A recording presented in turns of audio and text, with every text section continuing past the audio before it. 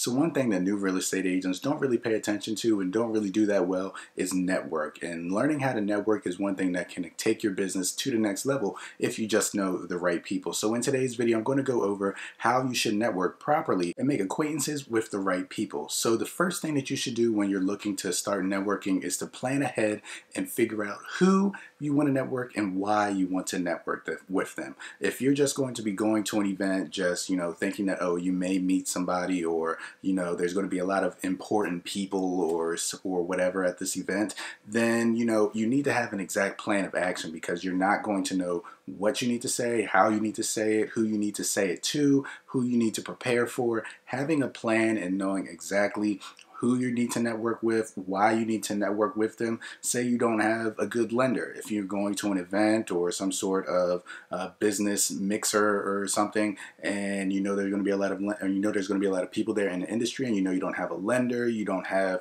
a good title company, a title rep that you're going to be working with, a good inspector. You need to make sure that, okay, I know I need to find a lender, I need to find a title rep, or I need to find an inspector. Being able to find these people, know exactly who you're going to network with is the first step when it comes to networking properly. So after you figured out who you're going to network with and why you're going to network with them, you need to figure out what your elevator speech or your introduction or whatever that's going to be. You need to figure out how you're going to introduce yourself to these people, because of course the whole "so what do you do" is going to come up, and you being able to say, oh, I'm a real estate agent in such and such area, and I work with such and such type of people, and blah blah blah. And by having the right introduction and the right pitch, that can spark up conversation with, say, the right lender that you're looking to work with, and say, oh, I work in this area too. I also work with a lot of first-time home buyers. And it's really just that simple. By having a good introduction to yourself, it can spark up a lot of conversation that can follow up afterwards.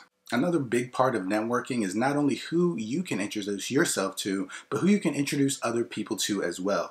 Growing your team and making sure that other people win as well as yourself is vital to your networking and vital to your business. So if you're able to introduce a lender to a title company, that's a good connection that they can have, and they can start to flourish and build their relationship, and that's going to make your connection with that lender and that title person a lot stronger. So not only are you helping them out, you're helping yourself out, and you're helping build out all of the relationships that you have with other people as well. So if that lender is thinking about working with this title rep on something, they may bring you in on it because you're the person that brought them together. So it's never a bad thing to connect other people together and not just think about yourself, think about how you can help other people as well. So piggybacking off of, helping other people and not just thinking about yourself, you need to be a good listener as well. Nobody is going to want to help out or network with somebody that every time they say something, they're one-upping them with something that they have done, or making the conversation always about them and only listening to respond instead of listening to understand and take in what this person is saying. You have two ears and one mouth for a reason. You want to be interested instead of interesting. Make other people feel good, and then it's going to pay off in the long run, because you never know who they may be able to help you introduce you to, or how they may be able to help you grow your business because they like talking to you.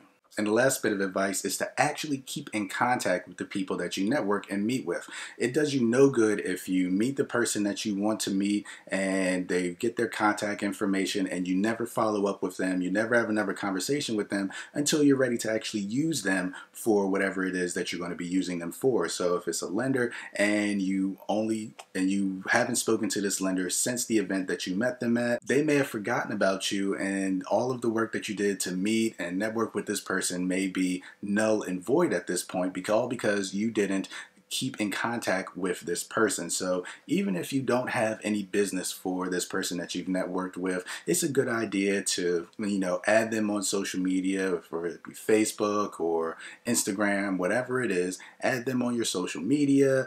Be sure to, just keep in contact with them the same way you would anybody that's inside of your sphere of influence.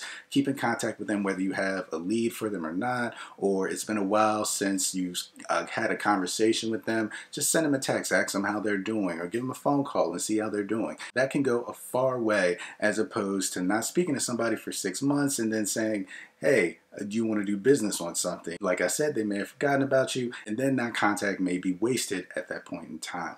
Now, if you like this video, you got anything out of it, be sure to leave us a like down below. It definitely helps our channel to grow, and it lets us know you enjoyed this content. If you're new, be sure to subscribe for more videos, and my name is Michael Hicks. I'll see you in the next video.